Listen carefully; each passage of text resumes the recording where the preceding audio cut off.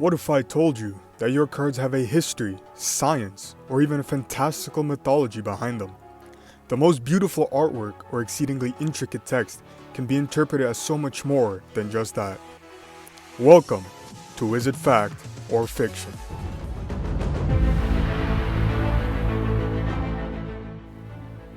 Feared by those who oppose them, the ninjas mastered an art few have seen. They are not warriors of the battlefield, but of the night, striking without ever being seen. The four categories in which I will be evaluating this archetype will be card art, card text, relevance in the meta, and playstyle. Each section can garner the ninjas 2.5 points for the goal of reaching a 10 out of 10 accuracy. Starting with the card art, one of the few things done well that almost all these cards have is a full bodysuit covering them entirely, and in doing so conceals their identity. Another aspect well done is that a good handful of these ninja cards are shown as smaller men, which was crucial since ninjas had to move fast and carry themselves up walls. They never went over 120 pounds for the aforementioned reasons, which is why Upstart Ninja is so out of place. Guy looks like a goddamn Vanguard player! Aside from him, there are also several ninjas that are either way too shredded or way too heavily armored, and these factors can have a very negative effect on the ninja's performance, seeing that these only add more weight. Another aspect that significantly hinders the performance in this section is the fact that the suits the ninjas are seen wearing are so colorful you can make a rainbow out of the archetype. It doesn't take a genius to figure out that wearing a suit that shines as much as a Starlight Rare isn't the greatest idea when trying to sneak into a heavily guarded area.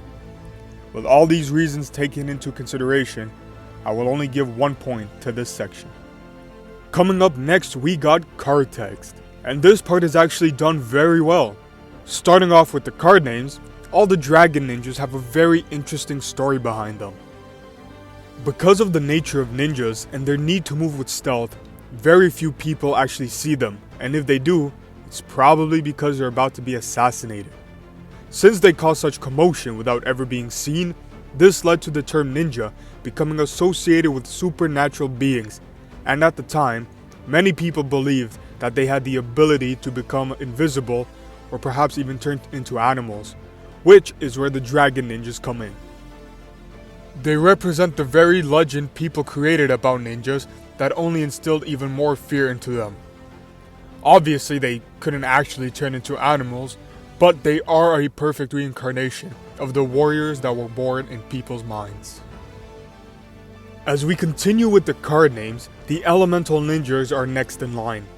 Their design of being an element of nature describes how the ninjas simply used what was around them to their advantage. They had no standards, and if anything could prove itself to be useful, then it would instantly become a part of their arsenal. Now on to my personal favorite part of this section, how the ninjas infiltrated other archetypes. I bet you didn't know, but both Karakuri and Super Heavy Samurai have ninja monsters in their card pool. What makes Karakuri even better is that its ninja monsters are in the main deck, making them searchable off of Grandmaster Hanzo. So not only did their ninjas find their way into other archetypes, but you most likely didn't even know about it, which just reinforces their skill of stealth and infiltration. Perfectly executed.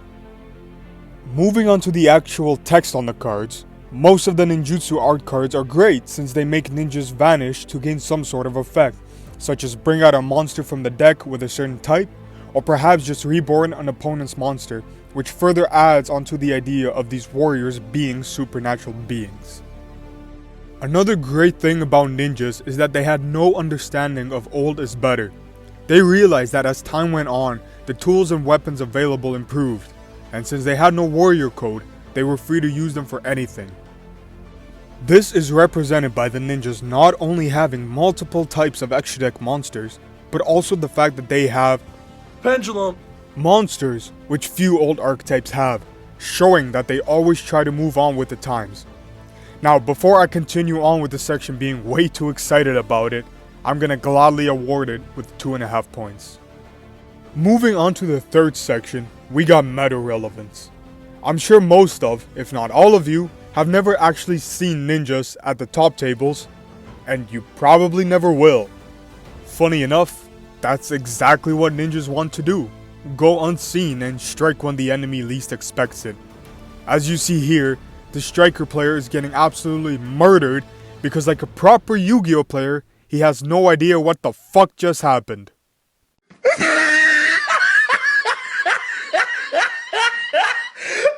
at the top of his head! He ends up winning the match, but that's besides the point. Obviously, the deck doesn't have too much representation in the meta, so there's not too much to talk about it, but it's because that they go unseen that this section gets another 2.5 points. Also, this is what happens when you play ninjas. And with the final section coming up, it's playstyle. Being the warrior archetype ninjas are, they like to abuse his ult. Take a Summon dump or you Joe way with too many bamboo times swords and draw your and deck you and don't show turn you on Joe an wasn't aggressive enough. end board. And that's generally how you want every game to go when you go first. Unfortunately, this doesn't quite align with the way ninjas would actually operate. A single mission could take years to finish since there was so much intricacy in the way they carried out their deeds. Their Yu-Gi-Oh counterparts like to take a different approach by going on the first turn and hope their opponent realizes that there's no crawling out of that hell. Because of this distinction, this section will be awarded a whopping total of 0 points. With all 4 sections completed, the final scores are as follows: 1 point for card art, 2.5 points for card text, 2.5 points for meta relevance, and 0 points for playstyle, bringing the ninjas to a grand total of 6 points out of 10. So far, 6 samurai are still in the lead with 8.5 points.